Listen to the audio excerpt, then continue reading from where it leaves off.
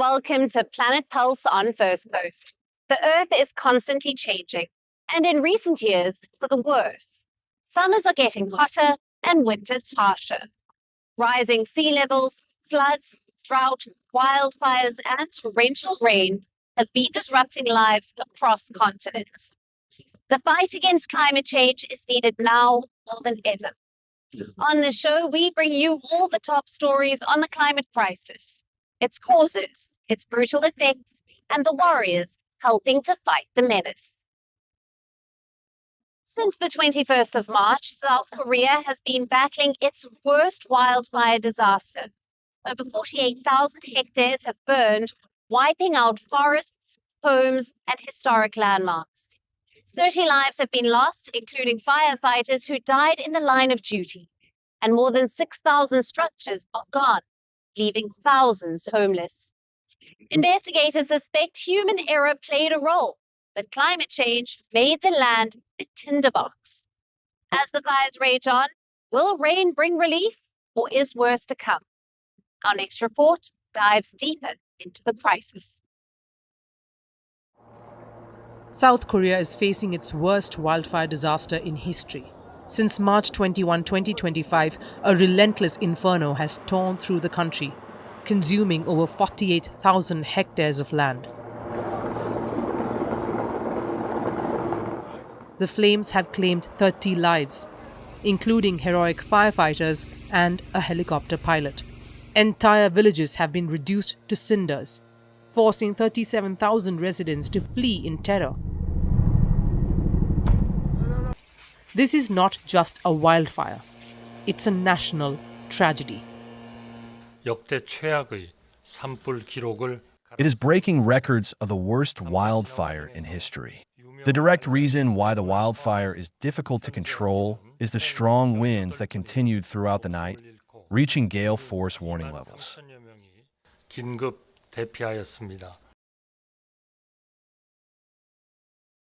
It started small, a flickering flame in Sincheong County. Then the fire leaped hungrily across dry forests, fueled by gusty winds. Wheesong County became ground zero, engulfed in an inferno larger than any fire in South Korea's recorded history. The blaze spread faster than anyone could contain, swallowing mountains, towns, and ancient landmarks in its fiery grip. It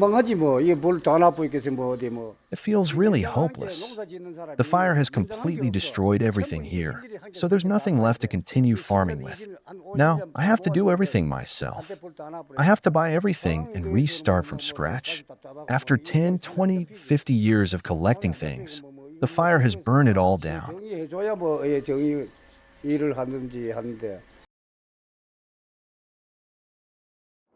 North Cheongsong province bears the deepest scars. Hundreds of homes and buildings are now charred skeletons. The historic Go-unsa temple, a relic of the 7th century, suffered immense losses. It was a very urgent situation. At first, I didn't expect the temple to catch fire, and it took less than half an hour to catch fire from that mountain and become a sea of fire.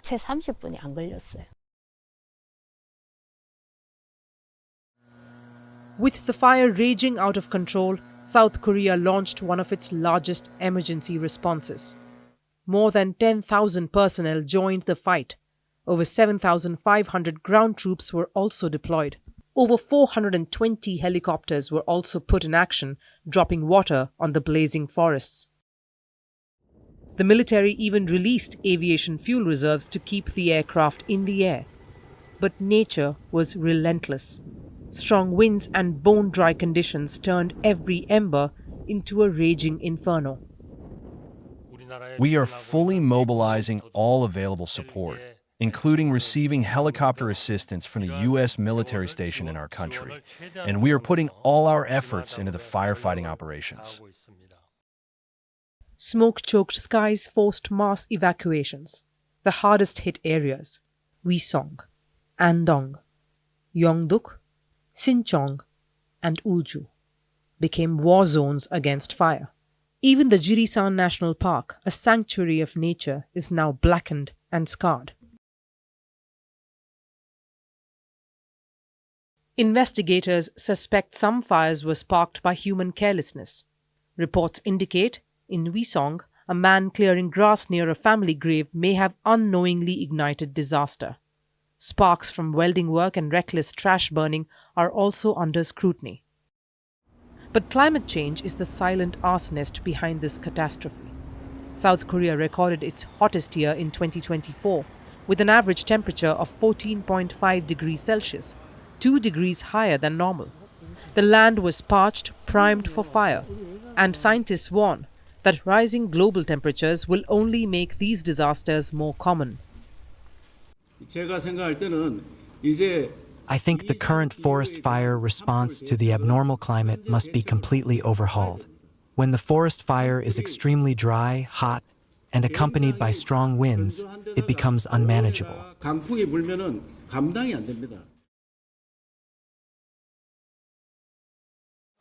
A whisper of hope arrived as light rain fell over parts of the scorched land, but meteorologists warn it is not enough.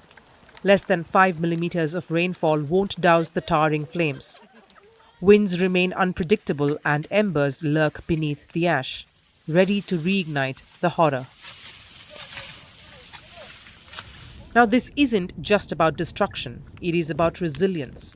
A nation watches as its forests turn to soot, its heritage crumbles and its people grieve.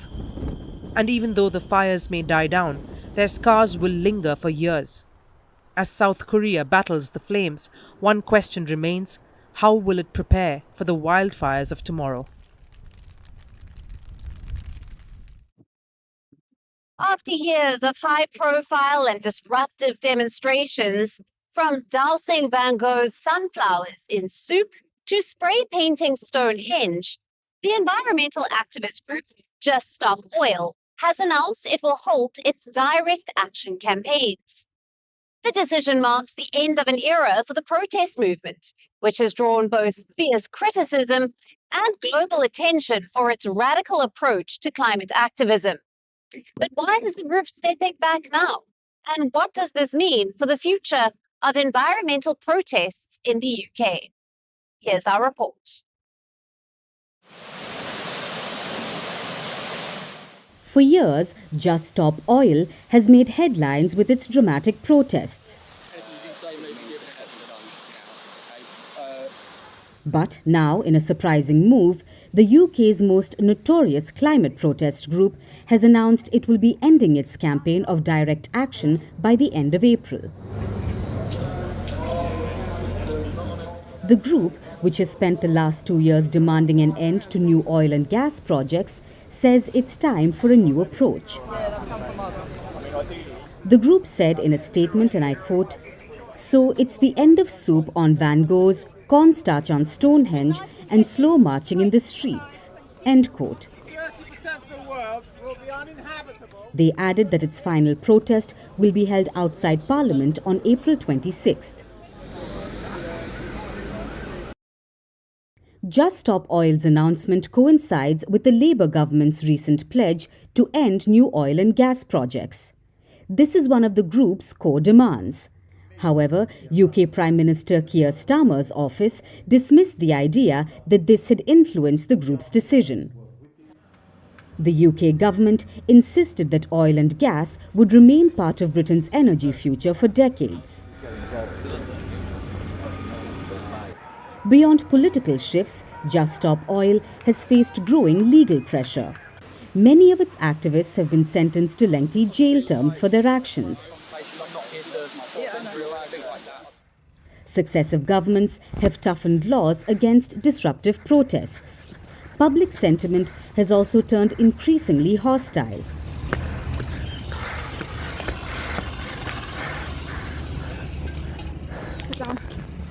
Critics argue that blocking roads, vandalizing artwork, and halting sports matches only alienate potential supporters. Here's a look at the group's most notorious stunts. Since its inception in 2022, the group has become infamous for its disruptive activism. One of its most iconic protests came in October 2022, when two activists threw tomato soup at Vincent van Gogh's sunflowers.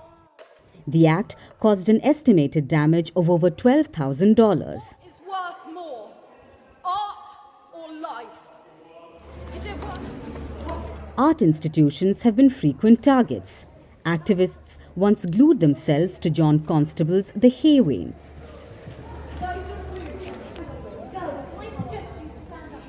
More recently, they smashed the glass covering Diego Velázquez's Rokeby Venus. Women did not get the vote by voting. It is time for deeds and not words. It is time to just stop oil. Outside the art world, the group expanded its demonstration to corporate targets. Protesters poured orange-powdered paint over a robot at a Tesla showroom in what they called a stand against billionaires like Elon Musk. They accused them of jeopardizing climate science. Even historical landmarks were not spared. Stonehenge, one of the UK's most treasured ancient sites, was sprayed with orange paint, prompting swift arrests.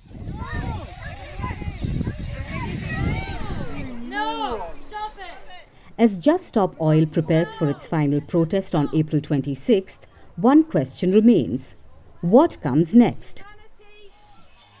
Whether this means a shift to different tactics, a rebrand, or an entirely new movement remains to be seen. But if history has shown anything, it's that climate activism rarely stays quiet for long.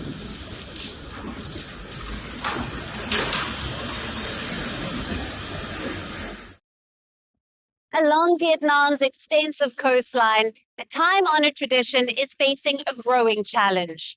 For generations, small family businesses have relied on the sea's bounty to produce nuoc mặn, which is the beloved fish sauce that forms the very foundation of Vietnamese cuisine. But climate change and overfishing threaten the anchovies crucial for the production of this fish sauce, which forms an indelible part of Vietnam's culture. Our next report brings you the details. In villages like this one, the rhythmic cycle of the sea has long dictated life. Fishermen harvest the tiny anchovies, which are the key ingredient for Vietnam's iconic fish sauce known as nuoc mặn. For families like Bui Van Phu's, this isn't just a business, it's a legacy. His father, Bui Van Phong, stayed in Vietnam after the war and nurtured this business that is now in its fourth generation with his son at the helm. My great-grandfather was very famous for making fish sauce. He had fishing boats and made fish sauce here in this village. I was born here and grew up in this fish sauce culture, so fish sauce holds a special place in my heart. Fish sauce to me is not just a condiment, but it is my childhood, my culture.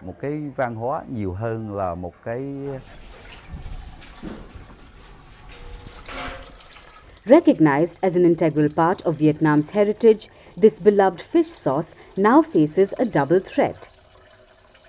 Beyond competition from large-scale industrial producers, climate change and overfishing are taking a toll on the anchovy populations. These anchovies thrive in large schools in nutrient-rich waters near the shore. But rising ocean temperatures and depleting oxygen levels are creating an increasingly hostile environment for them. If we continue with this trend of deoxygenations, anchovy will not be okay with that. Okay? Every species has like a limit, no? Scientists have long feared that depleting oxygen levels in water would lead to smaller fish, as large fish that would need more oxygen may migrate or adapt over time by shrinking. Warming oceans threaten the ocean ecology and the marine life that inhabits it. It may result in the proliferation of smaller, less nutritious fish and increase costs of fishing and consequently food.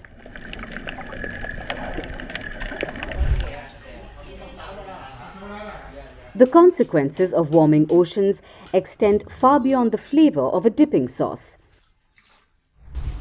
Anchovies play a crucial role in the marine ecosystem. They are food for other fish that people eat, like mackerel.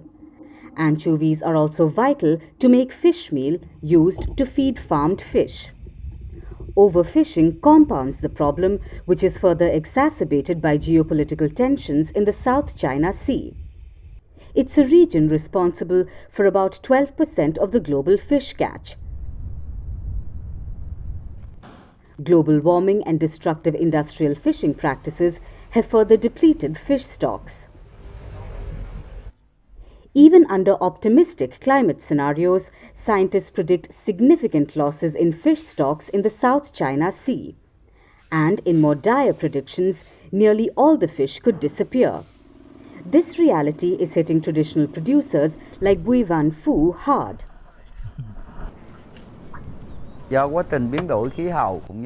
Climate change and the fishing habit have affected the fishery resources. The amount of anchovies have decreased, so it's more difficult to buy and it's also more expensive. It affects the production process as well as the profit. For fish sauce making, when the price of anchovies gets higher, the business loses profit and it's forced many families to get out of the business. The potential loss of this tradition would be deeply felt. In restaurants like Chapter Dining in Hanoi, fish sauce is being used in creating unique and creative dishes that celebrate the country's unique culinary heritage. Fish sauce, then come in as one of the foundation for flavors in Chapter.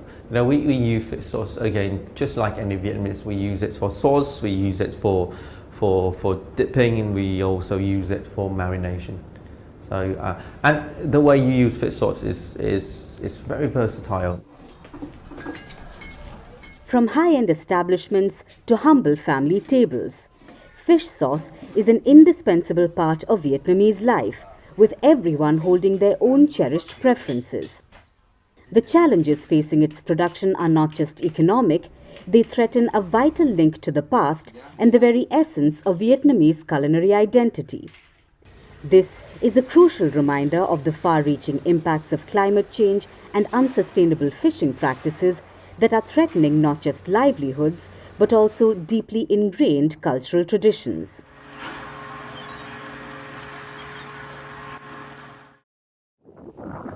And that's it on Planet Pulse for today. We will see you again next week at the same time.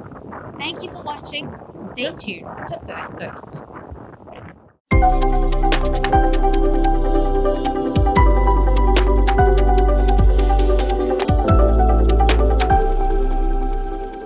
Greeting you with aloha and namaste.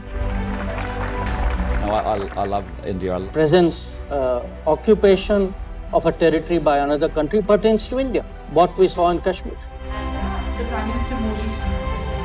How do you see Trump's America? Yes, the current administration behaves differently from the previous administration.